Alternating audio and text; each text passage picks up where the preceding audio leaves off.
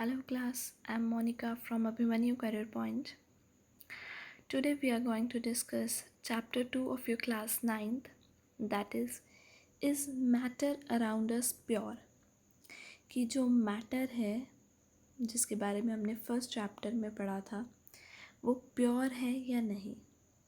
तो ये मैटर क्या है मैं वो रिकैप्चुलेट करवा देती हूँ आपको पहले।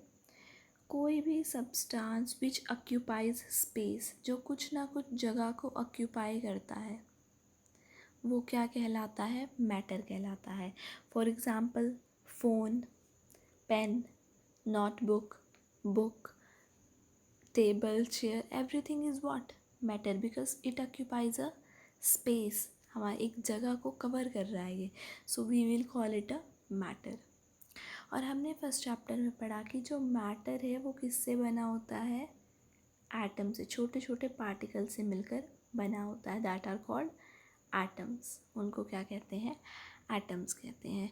अब वो एटम्स कौन से हैं? एटम्स एक ही तरह के हैं या एटम्स अलग अलग तरह के हैं, उसके अकॉर्डिंग हम उसकी प्योरिटी को डिफ़ाइन करते हैं। प्योर मतलब बिल्कुल उसमें एक ही तरह का है सब कुछ, that is called pure.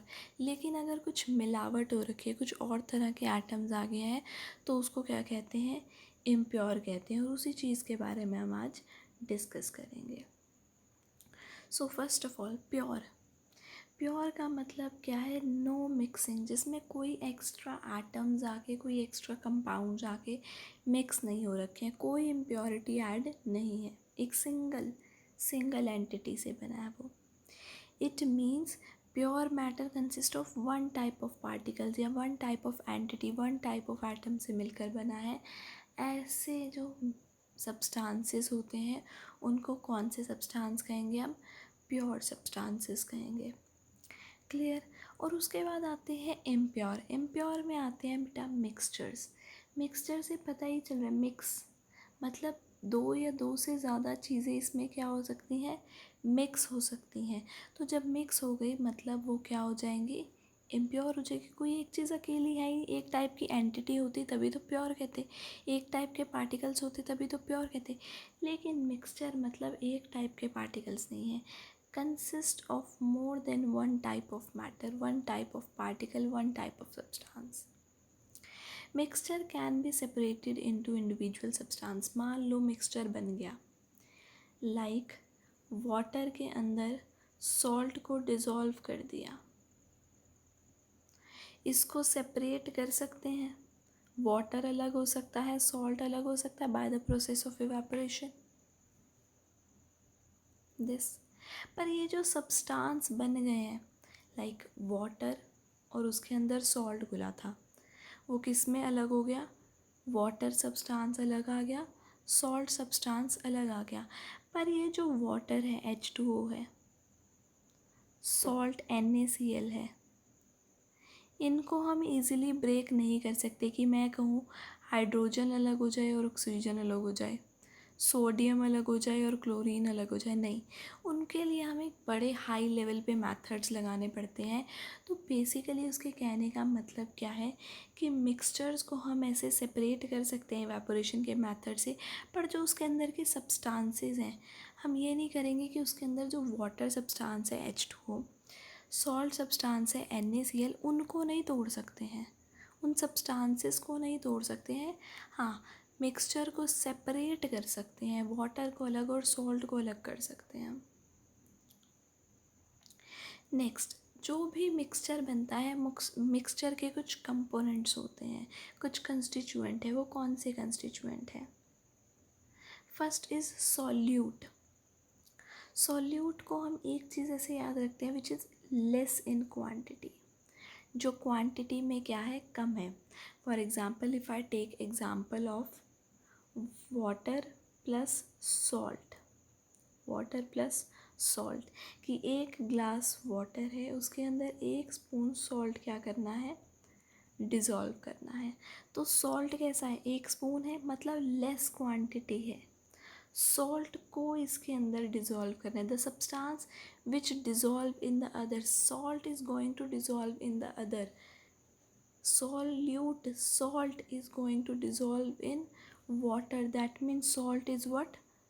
Solute, salt क्या है, सॉल्यूट, एंड दिस वाटर जो ज़्यादा क्वांटिटी में है, विच इज़ का हाई क्वांटिटी या मोर क्वांटिटी, या जिसमें सब्सटेंस को डिज़ोल्व होना है, इन विच अदर डिज़ोल्व, जिसमें दूसरा आके डिज़ोल्व होगा, दैट इज़ कॉल्ड सॉल्वेंट।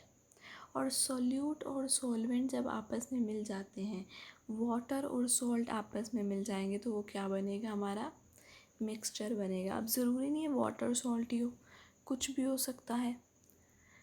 अगर व्हीट फ्लावर को वाटर में डिज़ोल्व कर दिया जाए, शुगर को वाटर में डिज़ोल्व कर दिया जाए, वो क्या बनेगा, मिक्सचर बनेगा। ये अलग अलग डिफरेंट टाइप के मिक्सचर्स हो सकते हैं। तो अब इन्हीं टाइप्स के अकॉर्डिंग हम पढ़ते हैं कि क्या क्या टाइप होते हैं मिक्सचर के। First one is homogenous mixture. Homo, अब वर्ड्स को समझना, ये दो वर्ड से मिलकर बना है। First is homo and second is genus. First is homo and second is genus.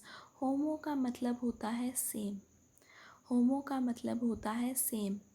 Genus, genus word बना है जीन से, जीन का मतलब करेक्टरिस्टिक या फिर फीचर। दो वर्ड्स हैं, होमो और जीन। होमो का मतलब सेम और जीन का मतलब फीचर। मतलब होमोजीनस का मतलब क्या है, सेम फीचर। ऐसा मिक्सचर, ऐसा मिक्सचर जिसका मैं like this is the glass, ऐसा मिक्सचर जिसका अगर मैं यहाँ से पार्ट लूँ, चाहे यहाँ से लूँ, चाहे यहाँ से लूँ, चाहे यहाँ से पार्ट लूँ, हर जगह सेम करेक्टरिस्टिक है, हर जगह सेम करेक्टरिस्टिक है। फॉर एग्ज़ाम्पल, मैंने एक ग्लास लिया है और ग्लास के अंदर वाटर लिया है और उसमें सॉल्ट को डिज़ोल्व कर दिया है, उसमें सॉल्ट को डिज़ोल्व किया है।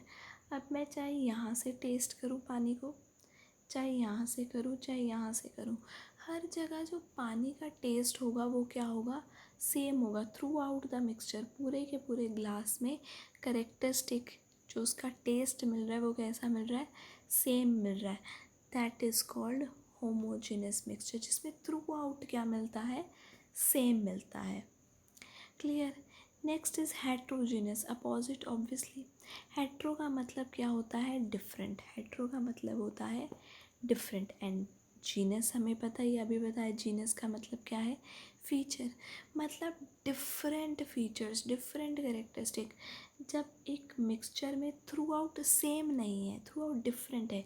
लाइक अगर वाटर के अंदर सैंड डाल दी है, वाटर के अंदर सैंड डाल दी है, तो सैंड क्या होगी, नीचे नीचे सेडिमेंट हो जाएगी, सेटल डाउन हो जाएगी। तो ऊपर वाले वाटर के करेक्टरिस्टिक अलग होगा, नीचे वाले वाटर का करेक्टरिस्टिक क्या होगा, अलग होगा। तो ऐसे मिक्सचर को क्या कहेंगे, हेट्रोजीनस मिक्सचर कहेंगे। ऐसे मिक्सचर को क्या कहेंगे, हेट्रोजीनस मिक्सचर कहेंगे। सो होमोजीनस जिसमें प्रॉपर्टीज़ पूरे के पूरे मिक्सचर में, पूरे के पूरे ग्लास में क्या है, सेम है। एंड हेट्रोजीनस जिसमें क्या है, अलग अलग है। सो फॉर दिस अगर हम देख सकते हैं, इतना पार्ट देखते हैं हम इसका, सिर्फ ऊपर वाला पार्ट अभी इग्नोर कर दो, ठीक है। सो इधर अगर आप देखो, होमोजीनस ग्रीन वाला मेरा सॉल्वेंट है and this violet one is my solute. Solute हर पार्ट में, पूरे के पूरे स्फेयर में डिज़ोल्व हो रखा है, पूरे के पूरे स्फेयर में यूनिफॉर्मली डिस्ट्रीब्यूट हो रखा है।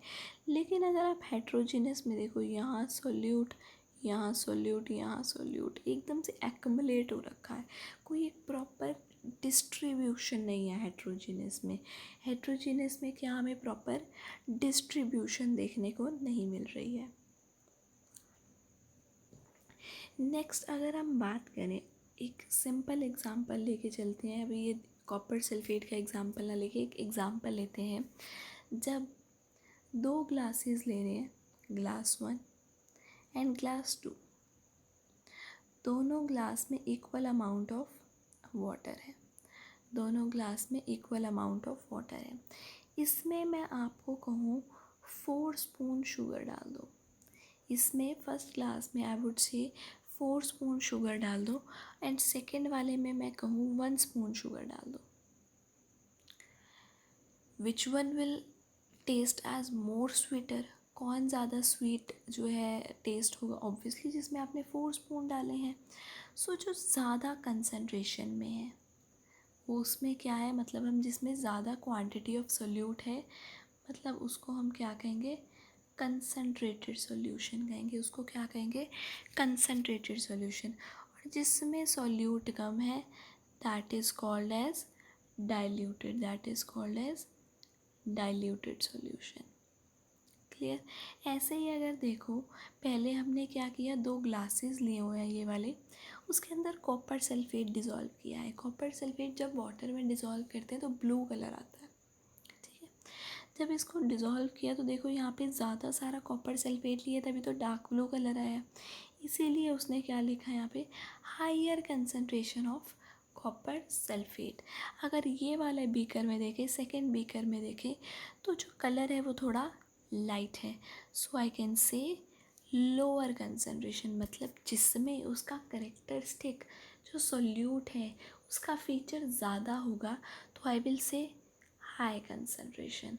और जिसमें फीचर कम है उसको डाइल्यूट कह सकते हैं या फिर लोअर कंसनट्रेशन कह सकते हैं। नेक्स्टली अब मैं क्या कर रही हूँ, 3 तरह के सॉल्यूशन इमेजिन कर रही हूँ। अभी कुछ नहीं है, आप सिर्फ मेरे साथ साथ इमेजिन करिए। 3 ग्लासेस लिए हैं मैंने, ए, बी एंड सी। तीनों के अंदर वाटर फिल कर लिया पहले। तीनों के अंदर क्या किया, वाटर फिल कर लिया। अब क्या किया, एक में तो पहले डाल दिया हमने शुगर डाली है। शुगर क्या होगी, इवनली डिस्ट्रीब्यूट हो जाएगी। क्या आपको जब आप शुगर डालते हो आपको पार्टिकल्स दिखते हैं, शुगर डाल के डिज़ोल्व कर दोगे, क्या उसके बाद आपको कोई पार्टिकल्स दिखते हैं, नहीं। तो आपने जो पहले डाला है शुगर डाला है, सेकंड में आप डाल देते हो थोड़ा सा सोप डाल देते हो, साबुन डाल देते हो, आपको एक जो सॉल्यूशन है वो धुंधला धुंधला दिखने लग जाता है। जो मिक्सचर बना है वो थोड़ा धुंधला सा टर्बिड दिखना शुरू हो जाता है। थर्ड में आप क्या करते हो, सैंड डाल देते हो या फिर चॉक पाउडर डाल देते हो। थर्ड में आप क्या कर दोगे, चॉक पाउडर डाल दोगे। उसमें आप क्या ऑब्ज़र्व कर सकते हो, थोड़े टाइम बाद अगर आप उसको पड़ा रहने दोगे ना तो ये चॉक पाउडर क्या होगा, ऐसे ऐसे नीचे सेटल डाउन हो जाएगा। या सैंड जो अगर हमने डाली है तो वो क्या करेगी, ऐसे नीचे सेटल डाउन हो जाएगी। तो तीनों बीकर्स, जो तीनों ग्लासेस मैंने लिए, आप तीनों में अलग करेक्टरिस्टिक देख सकते हो।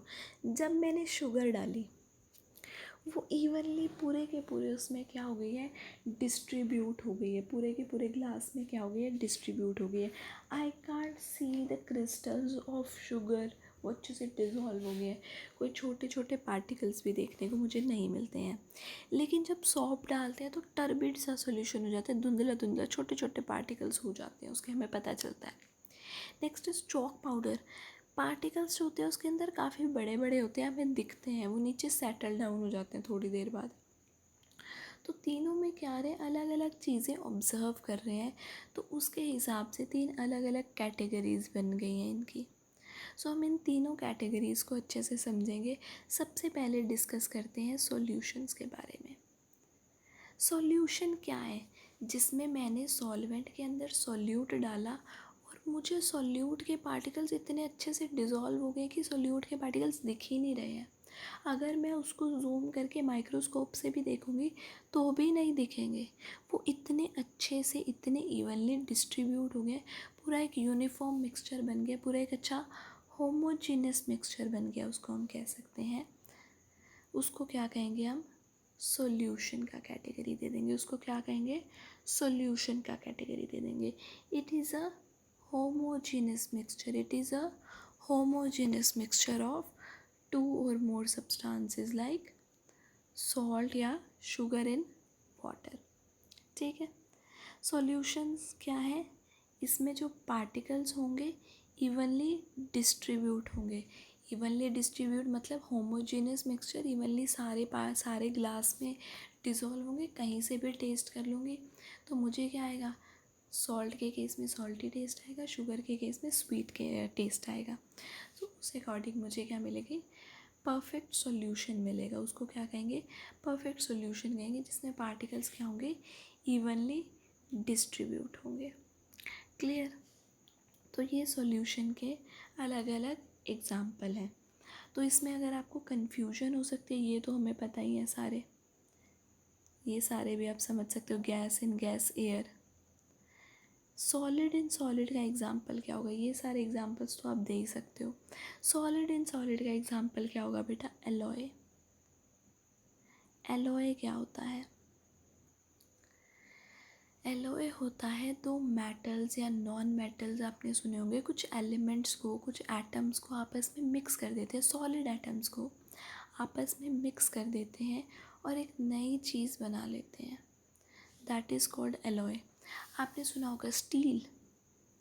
अब बताओ, घर में जब खाना बनाते हैं तो आयरन की डिशेस क्यों नहीं यूज़ करते हैं?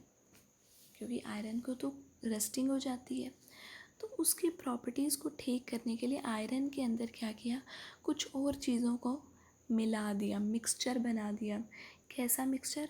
सॉल्यूशन बना दिया है, क्योंकि हमें उसमें इवनली डिस्ट्रीब्यूट है ना, स्टील बनता है। स्टील के अंदर मुझे पता चलता है कि यहाँ पर आयरन है, यहाँ पर कोई दूसरा आइटम है, यहाँ पर कोई और आइटम है, नहीं, इवनली डिस्ट्रीब्यूट होते हैं। स्टील भी आयरन से ही बना होता है, पर वो क्या है? एक सॉल्यूशन है। वो क्या है? एक मिक्सचर है जो अलग अलग एटम से मिलकर बना है। क्लियर? नेक्स्ट इज सॉल्यूट और सॉल्वेंट मिलके क्या देंगे? सॉल्यूशन देंगे। हमें पता है सॉल्यूट को सॉल्वेंट के अंदर डिज़ोल्व कर देंगे तो सॉल्यूशन मिलेगा। और अभी बताया था कि सॉल्यूशन क्या होमोजेनस मिक्सचर है, कि पार्टिकल्स जो है इवनली डिस्ट्रीब्यूट होते हैं। और बहुत important point, very important, particles का जो साइज़ होता है वो बहुत स्मॉल होता है। तभी तो बोला पार्टिकल्स का साइज़ स्मॉल होता है, तभी तो वी कांट सी देम। जब शुगर को वाटर में डिज़ोल्व कर देते हैं, we can not see them. Even मैंने बोला अभी आपको, अगर हम माइक्रोस्कोप भी लगा देंगे तो भी नहीं देख पाएंगे, बिकॉज उनका साइज़ क्या है? बहुत स्मॉल है। और स्मॉल साइज़ होने की वजह से ना तो हम उन्हें नेक्ड आइज से देख सकते हैं, ना तो हम उनको माइक्रोस्कोप से देख सकते हैं। और जब देख नहीं सकते, मतलब उसके अंदर पार्टिकल्स बहुत छोटे हैं, जिसकी वजह से वो लाइट स्कैटर नहीं करते हैं। लाइट स्कैटर नहीं करते हैं का क्या मतलब है? कि लाइट आ रही है, मान लो ये बीकर पड़ा है जिसके अंदर सॉल्यूशन है, यहाँ से लाइट इंसिडेंट हो रही है। ये लाइट क्या करती है? स्कैटर नहीं होती। स्कैटर मतलब ऐसे फैलती नहीं है, क्योंकि फैलेगी कब? मान लो बीच में कोई ऑब्स्ट्रक्शन है, बीच में पार्टिकल्स पड़े हैं, तो ये लाइट आएगी, टकराएगी और फैल जाएगी। लेकिन बीच में तो ऐसे कोई पार्टिकल्स है ही नहीं है, पार्टिकल्स का साइज़ बहुत छोटा है, तो वो टकराए बिना ही ऐसे सीधी निकल जाती है। तो यहाँ पर क्या होती है? कोई स्कैटरिंग नहीं होती, क्योंकि पार्टिकल्स बहुत छोटे छोटे हैं, इतने छोटे हैं कि देख नहीं सकते हैं उनको। और जब इतने छोटे हैं तो वो लाइट आएगी, उससे टकराएगी नहीं, टकराएगी नहीं तो लाइट की स्कैटरिंग नहीं होगी। Next is particles cannot be separated by filtration. Now what is this filtration? Filtration समझते हैं। आपको पता है जैसे घर पे जब टी बनती है तो टी को छानते हैं, that process is called filtration. Science में वो फिल्ट्रेशन कैसे होती है? हमारे पास जो चाय पोनी होती है उसका काम करता है ये फ़िल्टर पेपर। एक पेपर है जिसके थ्रू हम सॉल्यूशन डालेंगे या मिक्सचर डालेंगे और हमारा जो है सेपरेशन हो जाती है। क्या होगा? इस फ़िल्टर पेपर से एक कोन बनाते हैं और उस कोन को हम इस फनल में डाल देते हैं, ठीक है, और ऊपर से हम अपना मिक्सचर डालते हैं। क्या होगा? जो लिक्विड पार्ट होगा वो तो फिल्ट्रेट की तरह नीचे आ जाएगा, और जो सॉलिड पार्ट, जो सोल्यूट अगर मान लो रह गया है, वो यहाँ पे ऊपर इसके कोन के, ये कोन है मान लो, तो कोन के साथ इधर इधर चिपक जाएगा पार्टिकल्स जो होंगे उसमें। लेकिन सॉल्यूशन के केस में पार्टिकल्स इतने छोटे होते हैं कि वो इस फ़िल्टर पेपर के साथ ही फिल्ट्रेट में आ जाते हैं, वो ऊपर रहते ही नहीं हैं, वो फ़िल्टर पेपर के ऊपर नहीं रहते हैं, वो फिल्ट्रेट के साथ साथ नीचे आ जाते हैं। सो इसमें सेपरेशन नहीं हो पाती बाय फिल्ट्रेशन। एंड ऑल्सो ये जो पार्टिकल्स हैं, ऐसा नहीं होगा कि मैंने सॉल्यूशन को थोड़ी देर पड़ा रहने दिया और पार्टिकल्स क्या हो गए, सेटल डाउन हो गए, ऐसा नहीं होगा। पार्टिकल्स क्या रहेंगे, अब जब आप शुगर को डिज़ोल्व करके रखते हो पानी में, ऐसा थोड़ी होता है थोड़ी देर बाद शुगर नीचे सेटल डाउन हो जाएगी, नहीं। शुगर क्या रहती है, इवनली उसमें डिस्ट्रीब्यूट रहती है। Clear? This is about solution. अब सॉल्यूशन में कंसंट्रेशन के बारे में जो हमने बात की थी कि 2 ग्लासेस वाटर है, एक में 4 स्पून शुगर है, एक में 1 स्पून शुगर है, तो which one is more concentrated, जिसमें 4 है, जिसमें इंटेंसिटी ऑफ टेस्ट क्या है, ज़्यादा है, that is called concentrated, and other one will be called as diluted. तो ये कैसे कंपैरेटिव टर्म्स हैं कि एक दूसरे से ज़्यादा कंसनट्रेटेड है या फिर एक दूसरे से कम कंसनट्रेटेड है, तो इसमें हम क्या करें, कंपैरिजन करें, तो this is called comparative terms, these are comparative terms. तो कंसनट्रेशन का फॉर्मूला क्या होता है, कंसनट्रेशन का फॉर्मूला होता है amount of solute divided by amount of solution.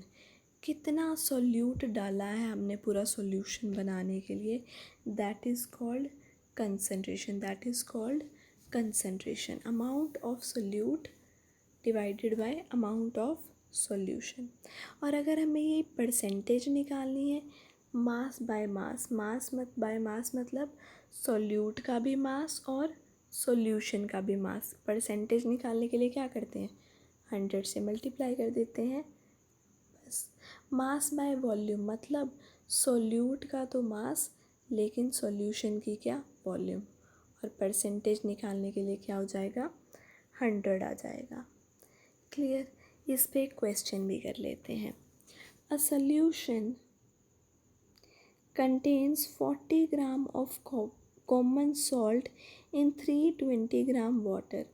Solute है 40 ग्राम, सॉल्वेंट है 320 ग्राम, ये हमने यहाँ पर नोट कर लिया। तो टोटल सॉल्यूशन क्या होगा, दोनों को प्लस करके that is 40 + 320 that is 360 gram.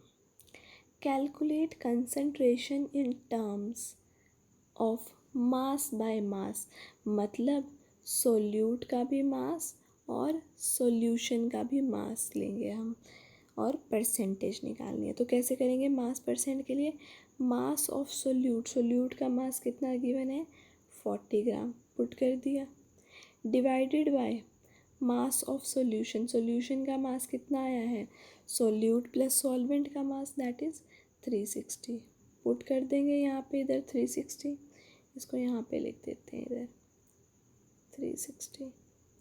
Clear? और परसेंटेज निकालने के लिए इनटू 100 से मल्टीप्लाई कर दिया। जब इसको सॉल्व किया 40 इंटू 100 बाय 360 को,